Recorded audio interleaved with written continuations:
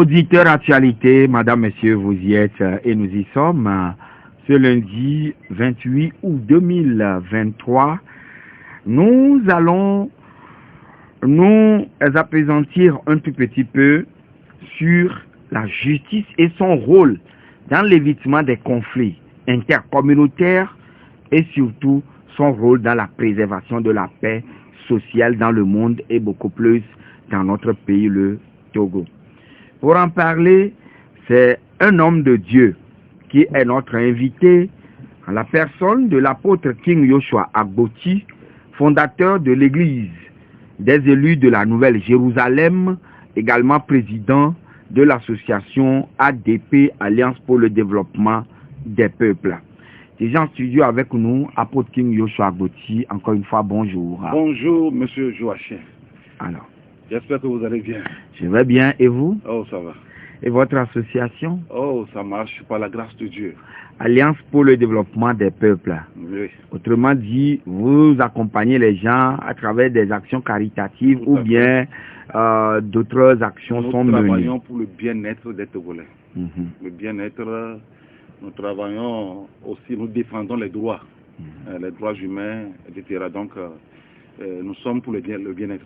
Ah voilà, c'est pour le bien-être. Et au niveau de votre église, les élus de la Nouvelle Jérusalem, il semble que c'est un grand centre de prière. Oui, ça va, ça va. Ça va également. Ça va également. Le Seigneur est au contrôle. Bien sûr que les temps sont durs. Les temps sont durs sur le plan ecclésiastique au Togo et tout, mais ça va, par la grâce de Dieu. Depuis un certain temps, nous avons constaté que vous ne faites que délivrer des prêches. Ouais. Vous ne faites que parler de la justice. Ouais. Justice sur la terre des hommes pour que la paix y soit.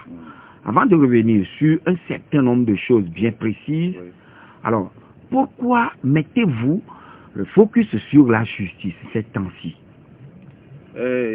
Dieu a dit, je vais d'abord saluer les auditeurs et bénir leur écoute. Que Dieu bénisse vos écoutes. Ce que je vais dire par rapport à cette question, c'est que Dieu, il a dit au prophète Amos, avez-vous déjà entendu qu'on fasse galoper les chevaux sur le roc, ou qu'on laboure la mer avec des bœufs, mais vous transformez le bon droit en poison. Le droit ou bien la justice en de l'absinthe amère.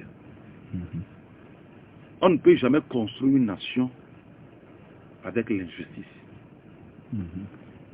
On ne peut jamais bâtir une nation prospère quand le droit n'est pas au centre, quand le droit n'est pas respecté, quand le droit n'est pas appliqué. C'est pour cela que Dieu interpelle, Dieu appelle les hommes, les humains à la pratique de la justice. La justice est le socle d'un développement. La justice est le socle du développement, oui, tout à fait. De tout pays. De tout pays. Lorsqu'il n'y a pas de justice, il faut savoir que c'est l'anarchie, il faut savoir que c'est la jungle. Donc c'est la raison du plus fort qui va dominer en l'absence de la justice. Donc, alors, s'agit-il d'un mandat ou d'une mission reçue de la part du Seigneur pour le peuple togolais qui vous pousse à parler depuis plusieurs mois déjà, voire même des années, de la justice dans notre pays, le Togo? Oui, évidemment que c'est un mandat. C'est un mandat, c'est une recommandation de Dieu. Que, apôtre Kim, tu dois apprécier la justice au peuple et aux nations. Lorsque le Seigneur m'avait dit ça, bon, moi-même au début j'avais minimisé. Mais après, je me suis rendu compte que la quintessence même de l'évangile, c'est la justice. C'est la pratique de la justice. L'évangile même de Jésus-Christ. Parce que Jésus a été envoyé pour créer un nouveau monde. Mais il a été incompris par les chrétiens et par le monde. Les chrétiens même n'ont pas saisi la mission principale ou bien la quintessence de la mission du Christ. Donc j'ai fini par comprendre que l'évangile, la base, la source de l'évangile, c'est la justice. Raison pour laquelle Dieu, en choisissant Abraham, il a dit qu'il l'a choisi afin qu'il ordonne à sa maison après lui de garder la voie de l'Éternel en pratiquant la justice et la droiture. Et sur Jésus, il a dit que je l'ai envoyé, mon serviteur en qui mon âme prend plaisir, je l'ai envoyé afin qu'il annonce la justice aux nations. Il annoncera la justice selon la vérité. Il ne se découragera point jusqu'à ce qu'il ait établi la justice sur la terre et que les îles espèrent en sa loi. Oui, mais là, est-ce qu'on parle de la justice classique ou bien la justice que nous traduisons en évé chez nous, Djodjenyenye, ou bien la justice Kozo Didi? On parle de Dieu, la justice là englobe tout. Ah, d'accord. Y compris Kozo Didi, y compris Djodjenyenye. Vous savez, Dieu lui-même c'est un grand magistrat. C'est le plus grand magistrat de la terre. Donc c'est pour cela que, par exemple, dans Ecclésiaste chapitre 3, verset 16, la Bible dit là-bas, j'ai encore vu sous le soleil qu'au lieu établi pour juger, il y a de la méchanceté.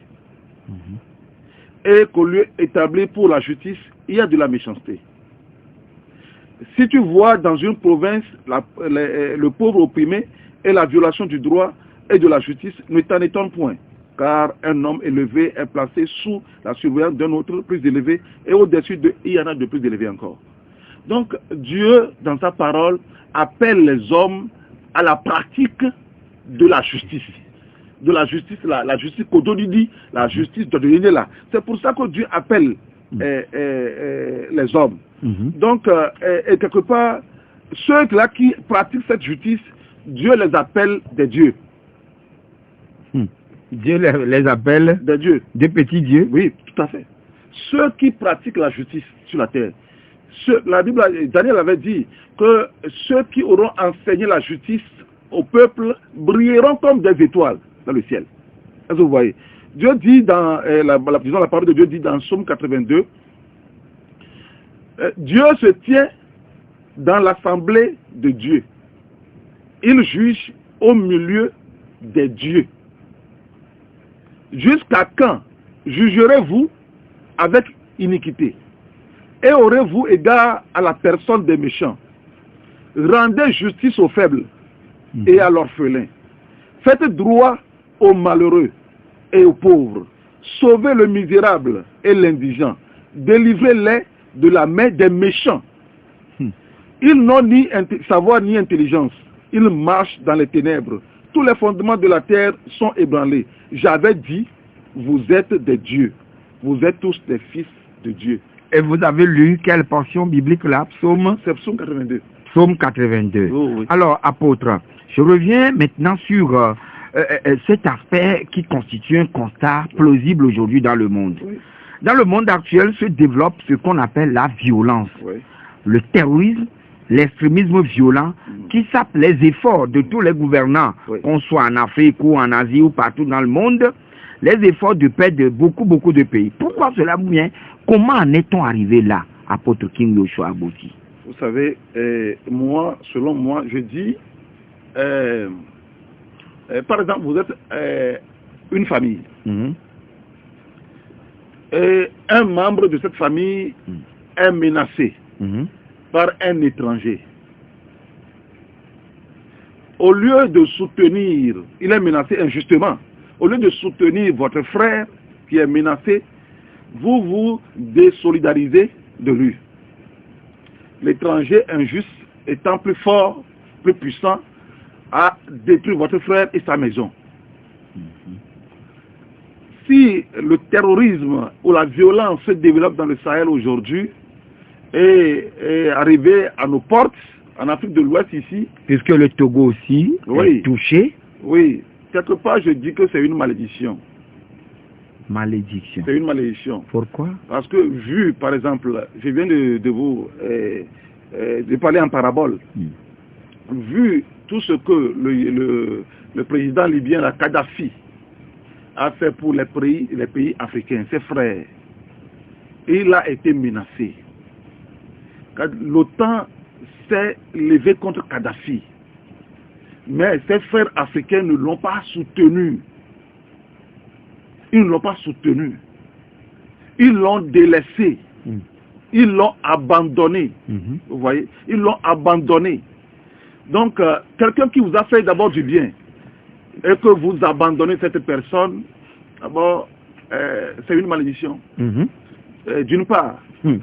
D'autre part, si les autres pays africains s'étaient opposés à l'intervention de l'OTAN en Libye, le terrorisme ne sera pas aujourd'hui au Sahel, ni au Sahel, ni à leur porte aujourd'hui.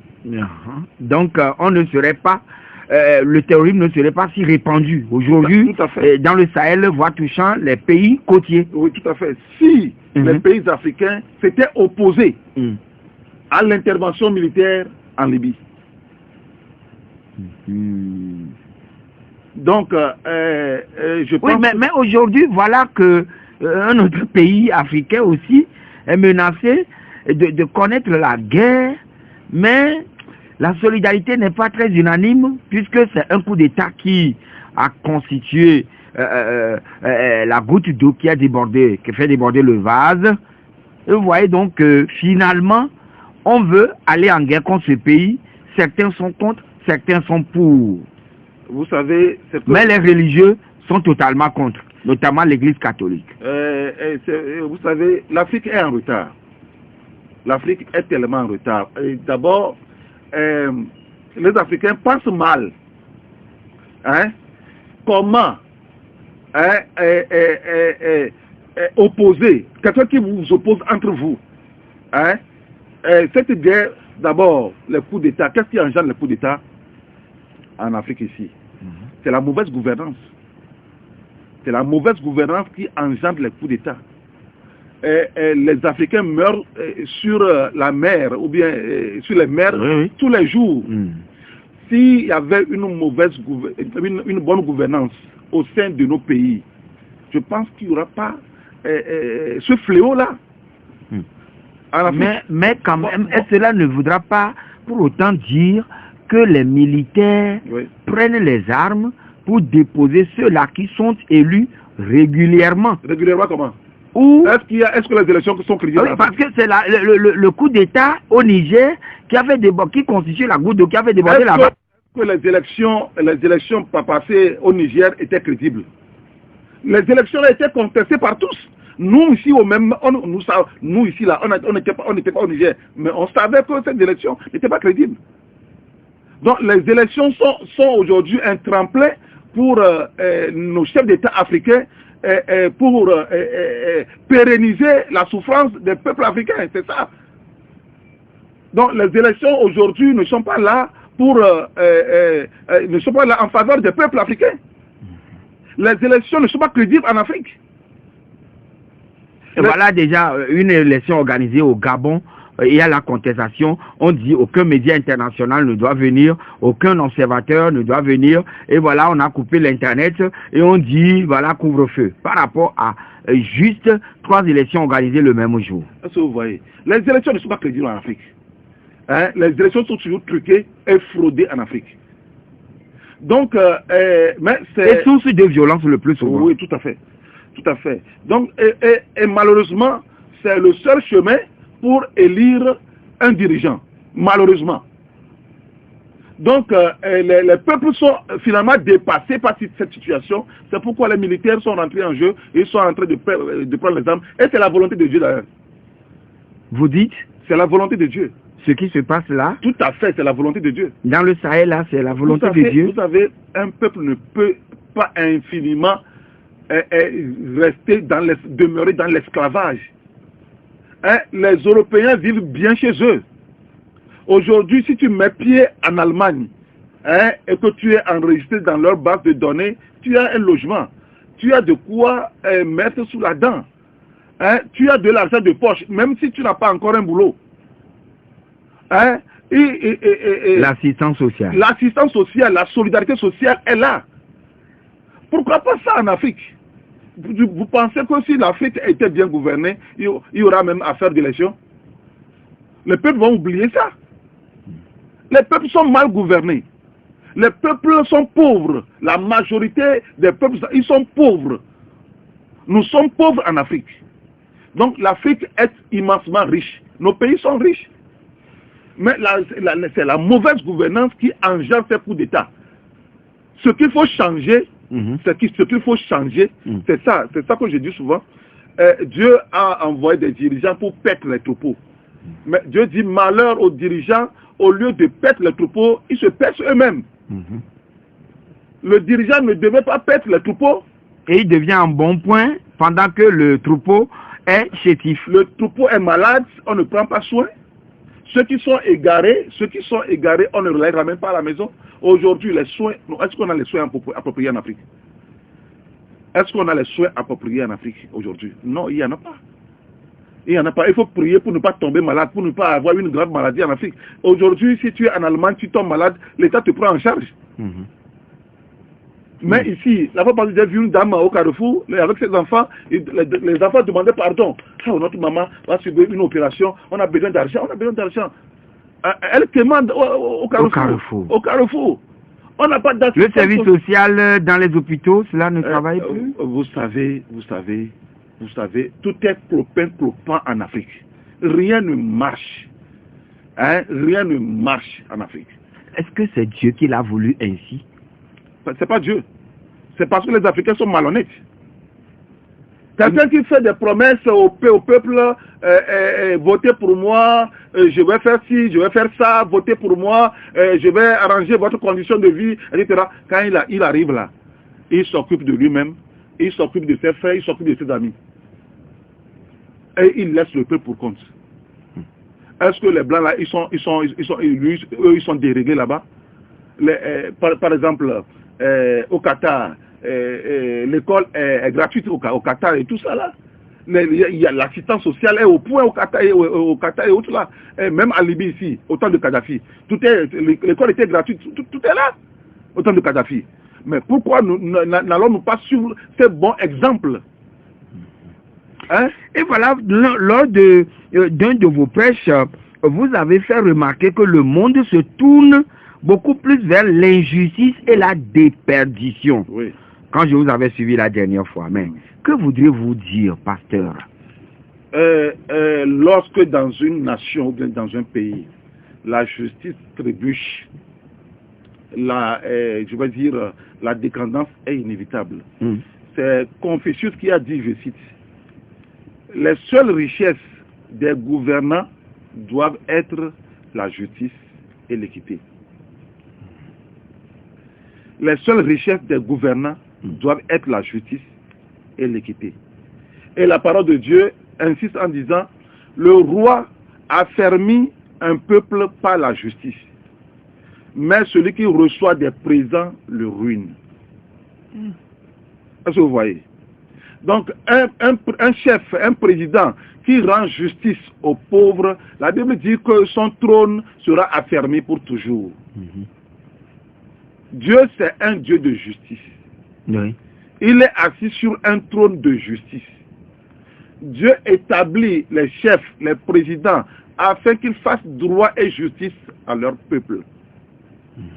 Mais lorsque vous voyez aujourd'hui la justice trébucher dans l'injustice, la justice qui ne délibère pas selon le droit, les juges, par exemple, qui sont au solde des politiciens, quand la justice est au solde des politiciens, les peuples souffrent, puisque les juges sont sous influence des partisans, des partis politiques.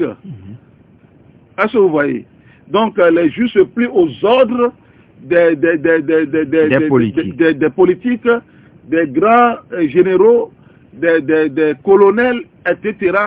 Donc le peuple souffre. C'est pourquoi d'ailleurs Dieu avait dit à Moïse que je donnais dans le même temps cet ordre à vos juges. Écoutez vos frères et jugez selon la justice. les différends de chacun avec son frère ou avec l'étranger. Vous n'aurez point égard à l'apparence des personnes dans vos jugements. Vous écouterez le petit comme le grand.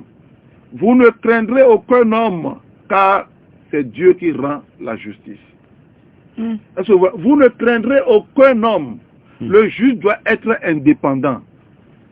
Hein? Un pays qui veut se développer, dans ce pays, le juge doit être indépendant. Le juge doit délibérer selon le droit. Mais aujourd'hui, les juges... Et si peut-être on lui demande de rendre justice selon l'ordre donné. Selon l'ordre donné. Oui, autrement dit, on lui dit, s'il vous plaît, dites ceci ou cela. Non, c'est pourquoi la Bible dit... Hein, comment doit-il se comporter? Il doit refuser. Mais parfois, il peut avoir une épée de Damoclès suspendue sur sa tête. Non. Vous savez, Dieu dit malheur. Malheur, je vais plutôt lire ça dans la Bible, comme ça va être clair. Malheur à ceux qui prononcent des jugements iniques. Hein? Malheur à ceux qui prononcent des ordonnances iniques. Et à ceux qui transcrivent des arrêts injustes pour refuser justice aux pauvres et ravir leurs droits aux malheureux de mon peuple, pour faire des veuves leur proie et des orphelins leur butin. Que ferez-vous au jour du châtiment et de la ruine qui du lointain fondra sur vous? Vers qui fuirez-vous pour avoir du secours? Et où laisserez-vous votre gloire? Les uns se courberont, seront courbés parmi les captifs, les autres tomberont parmi les morts. Malgré tout cela, la colère ne s'apaise, ou bien de Dieu ne s'apaise point. Et sa main est encore étendue. Est-ce que vous voyez? Là, c'est dans la Bible, vous avez lu ça? C'est Isaïe, chapitre 10, verset 1 à 4. Donc, malheur, Dieu dit malheur. Toi, le juge là, qui m'écoute actuellement, on te dit de délibérer selon un oui dire là. Dieu dit malheur à toi, malheur à toi. Et il dit, par ailleurs, il dit dans Proverbe... Ça peut-être c'est l'affaire de vous les chrétiens, ça. Non, c'est pas l'affaire des chrétiens. Dieu dit malheur à ceux qui prononcent des ordonnances iniques et qui transcrivent des arrêts injustes. Des arrêts injustes. On parle de la justice. On parle du droit, on parle de la justice. Hein? On parle du tribunal. Si le juge n'est pas chrétien, en quoi ça le concerne? Attends. La Bible, Dieu dit, on le dit tout le temps, non? Nos gouvernants même le disent, non? Ils prêchent seulement sur la Bible, non? Il prêche seulement sur la Bible. Et c'est Romain qui dit ça. Romain dit, ce n'est pas pour une bonne action, c'est pour une mauvaise que les magistrats sont à redouter. Veux-tu ne pas craindre l'autorité, fais le bien, et tu auras son approbation. Le magistrat est serviteur de Dieu. Tout magistrat. Le magistrat, qu'il soit chrétien ou pas, la magistrature est sacrée. C'est ce que les gens ne comprennent pas. La magistrature émane directement de Dieu. Dieu est le magistrat suprême. Raison pour laquelle Dieu, Jéthro, qui avait demandé à Moïse qu'avant de choisir les magistrats ou les juges, il n'a qu'à les désigner selon ses critères.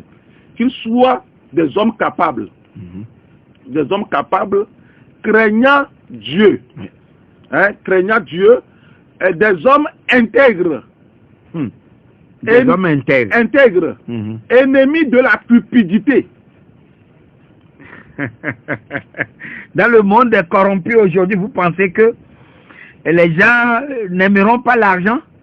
Vous savez, un juge qui aime l'argent n'est pas, c'est une abomination, Oui, mais des fois, les juges ne demandent pas de l'argent, mais ce sont les justiciables qui leur offrent, qui leur font des présents. Les présents pour justifier le coupable est une abomination.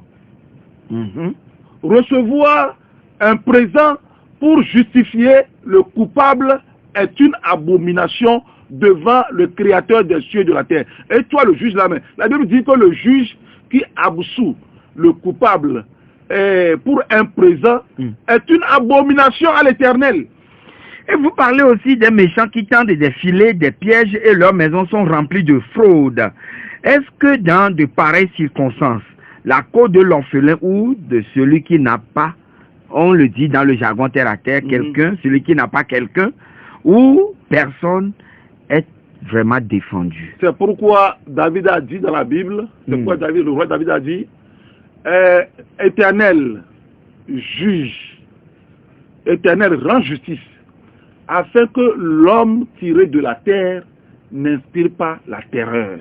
Et d'accord. Et si tel est le cas, donc l'absence de justice selon vous, ou bien l'injustice, peut menacer la paix.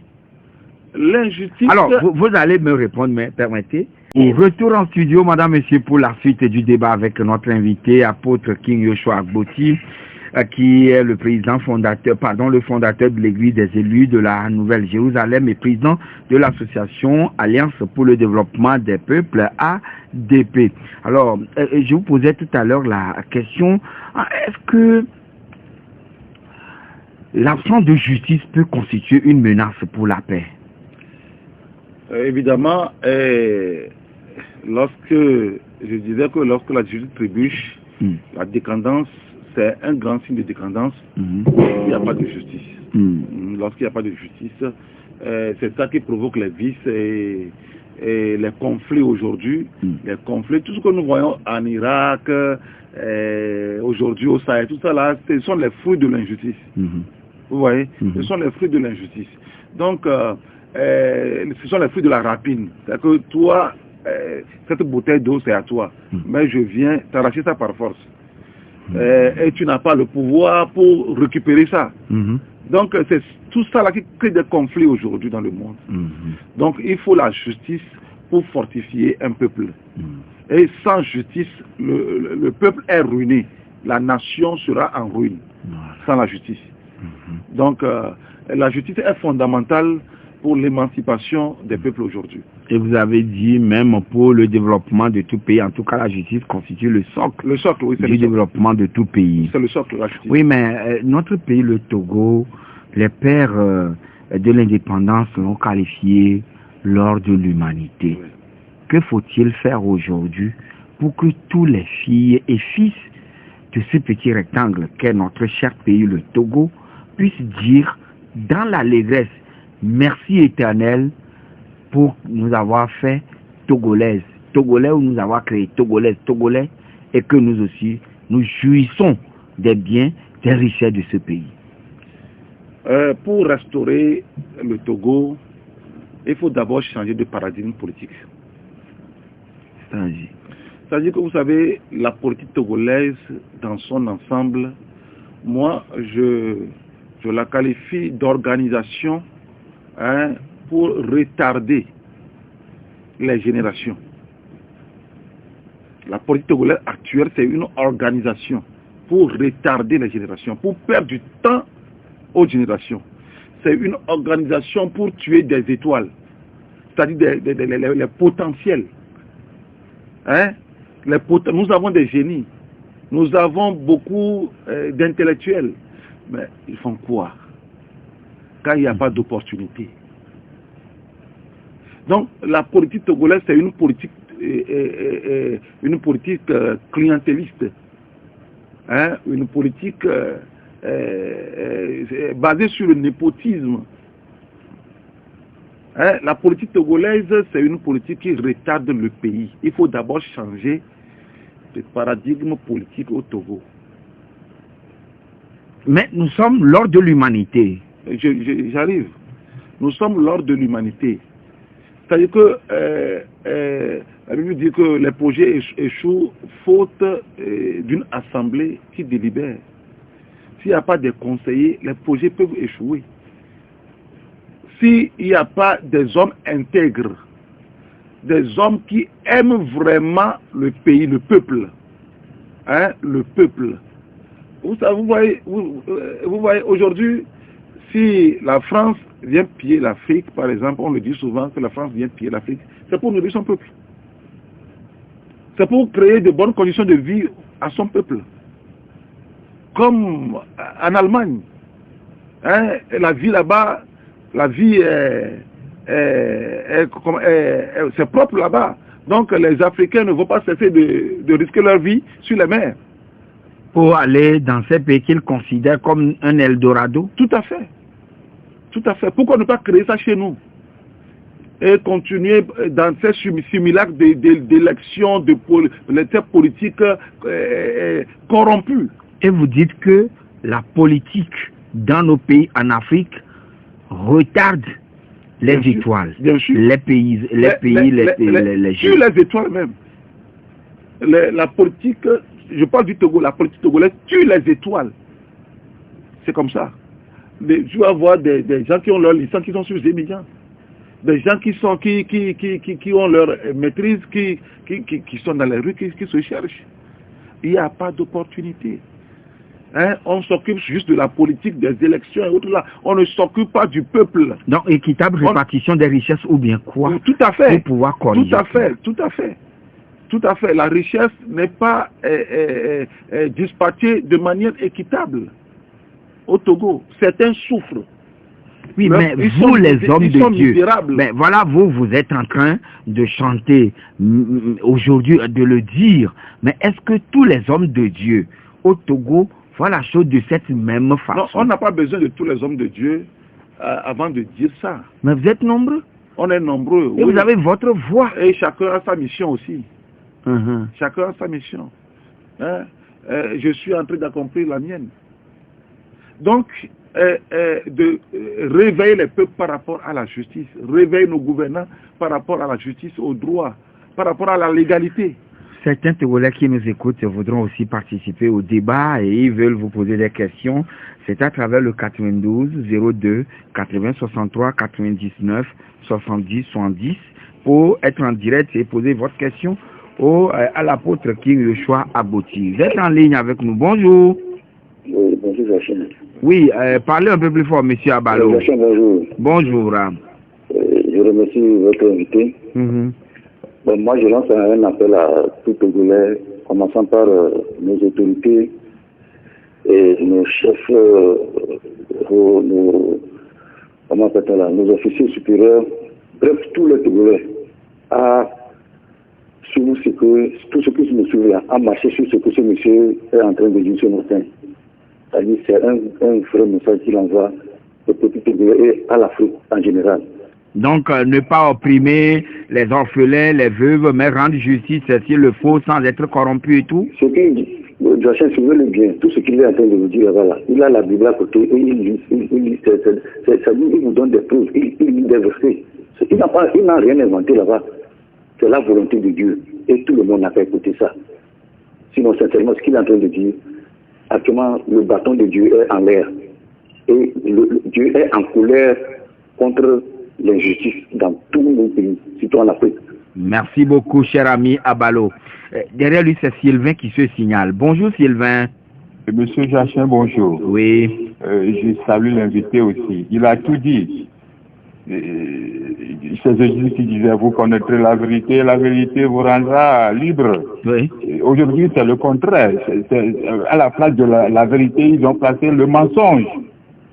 Et c'est le mensonge qui nous rend libres aujourd'hui sur cette terre. Jésus même l'a dit. La justice a pris la tangente après l'avènement de Jésus-Christ. On ne peut rien, même dans nos églises, c'est pire. C'est Jésus qui viendra nous donner cette justice. Merci, bien noté Sylvain. Et nous accueillons Pélé. Bonjour Pélé. Ok, bonjour. Bon, je salue notre invité. Je pense que notre invité, c'est un homme d'opinion, c'est un homme d'éclairé, qui vient d'enfoncer le coup encore de tout ce qui se passe en Afrique, tout ce au Togo.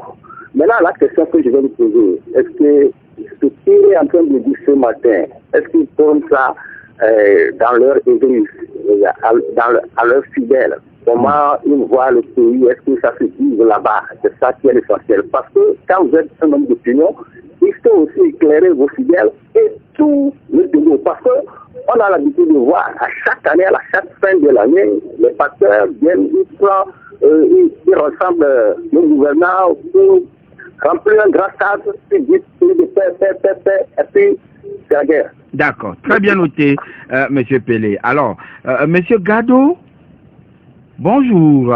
Bonjour à votre invité. Oui. Bon, vous savez, il a tout dit. Hein. Le Togolais n'aime pas le Togo. Je ne sais pas s'il faut une conférence nationale. Aimons le Togo. Vous savez, c'est pas le gouvernement seul. Il y a des gens qui ne sont pas de l'UNI, ils ont pillé ce pays. Vous allez voir dans les 4x4. Vous amenez un projet, ils font tout pour vous piller. L'argent que vous avez là, moi je suis victime, l'argent que moi j'ai là, ils ont tout pillé. Mais je peux parler. Donc il faut les sensibiliser, ils sont mauvais, c'est pas seulement le gouvernement. Ils ne sont pas de l'UNI. Si on veut parler là, on va arrêter beaucoup de gens dans ce pays. Merci, bonne journée. Bien noté, cher ami. Et c'est Mamadou pour boucler la boucle. Mamadou, bonjour. Bonjour, monsieur. Oui. Je salue votre invité. Oui. Et les pasteurs.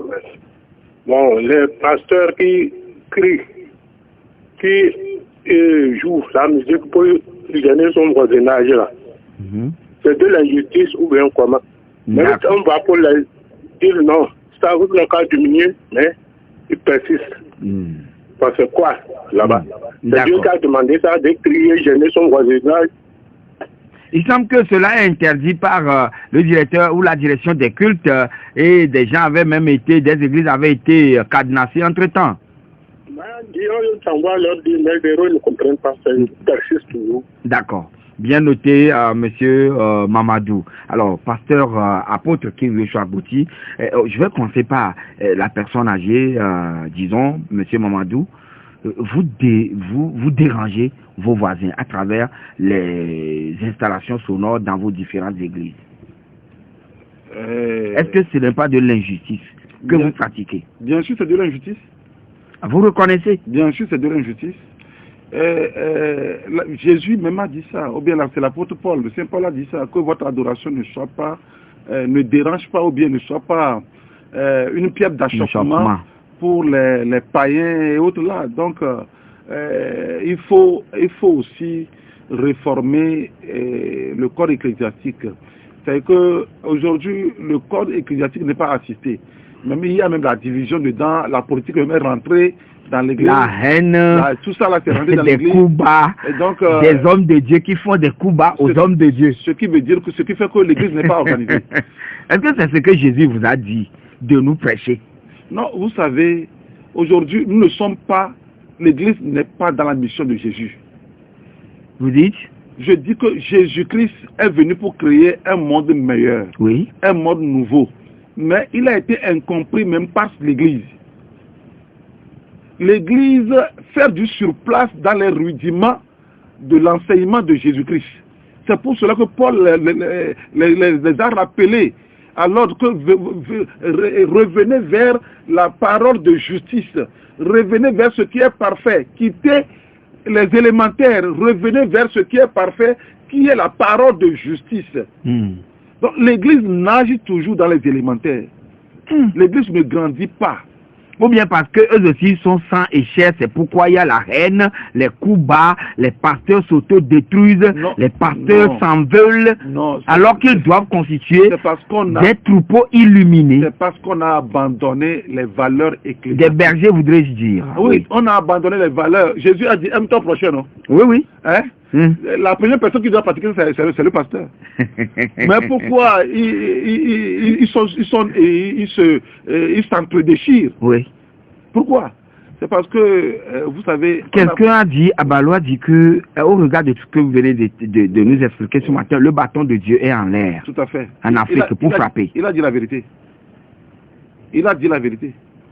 Je te dis que ce qui se passe... Est-ce que vous priez pour que cela ne tombe pas sur le Togo, notre pays cher à nous tous, vous et moi? S'il y a l'injustice, comment prier, comment empêcher ça?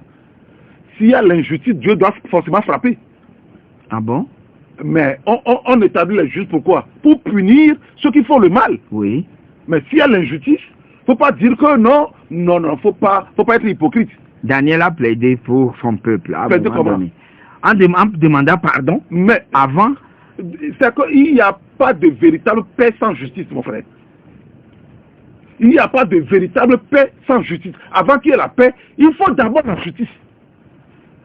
Non, prenez la paix sans justice, c'est de l'hypocrisie. Oh, Dieu n'aime pas l'hypocrisie. La vérité semble être occultée aujourd'hui par le mensonge. Et c'est la vérité. Ce matin, c'est comme si... La Bible dit, malheur à ceux qui appellent le bien mal et le mal bien, qui change les ténèbres en lumière et la lumière en ténèbres, qui change l'amertume en douceur et la douceur en amertume, qui justifie le coupable pour un présent et enlève aux innocents leurs droits. Malheur. Est-ce que vous prêchez ce que vous dites ici, là, sur cette antenne, Oui. et qui touche à près d'1 million ou 2 millions de Togolais Oui. ce matin, est-ce que vous le prêchez à vos fidèles dans C'est votre ce que je église? prêche dans mon église. Hein? Je prêche la justice dans mon église. Hmm. C'est ce que je prêche. Et vous savez, les chrétiens là, quand ils arrivent là, c'est ce qu'ils aiment entendre. Dieu va te bénir. Tu vas aller en Europe. C'est ce qu'ils aiment entendre. Tu vas avoir des enfants, tu vas avoir un mari, tu vas avoir le visa, tu vas gagner du boulot. Le béaba du christianisme, c'est la justice, c'est l'équité, c'est la vérité. C'est le béaba. Mais Gado-Lu, il se plaint en disant que tout ce qui se passe, ce n'est même plus aujourd'hui au Togo affaire des gens qui dirigent ou gouvernent le pays, mais des gens qui sont de l'opposition, qui ne sont même pas au pouvoir, eux aussi détruisent les projets des gens. Bien sûr, c'est ce que je te dis. Je parle de la politique togolaise dans son ensemble. La politique togolaise dans son ensemble ne fait pas avancer le pays. Parce que la Bible dit qu'une maison qui se ligue contre elle-même ne subsiste pas. Une maison divisée contre elle-même ne peut pas subsister. Donc la politique togolaise, c'est une politique de division. La politique togolaise est en train de détruire le Togo, c'est ça. Alors votre conseil est aux gouvernants, aux acteurs politiques, à la population togolaise dans son ensemble? C'est de revenir au droit et à la justice, de revenir à l'équité. Confucius a dit, je le répète encore, je cite, les seules richesses des gouvernants, c'est la justice et l'équité. La justice élève une nation, mais le péché est la honte des peuples. Que Dieu bénisse le Togo. Merci, apôtre Kiyoshua, d'être passé chez nous. Je vous remercie. Coucou Paris. Merci pour l'accompagnement technique, Amjoy. Merci également pour la coordination au niveau du Facebook Live. Merci Claudia Dinon. Moi, je suis Joachim Bétim. Excellente semaine à toutes et à tous et que véritablement Dieu bénisse le Togo.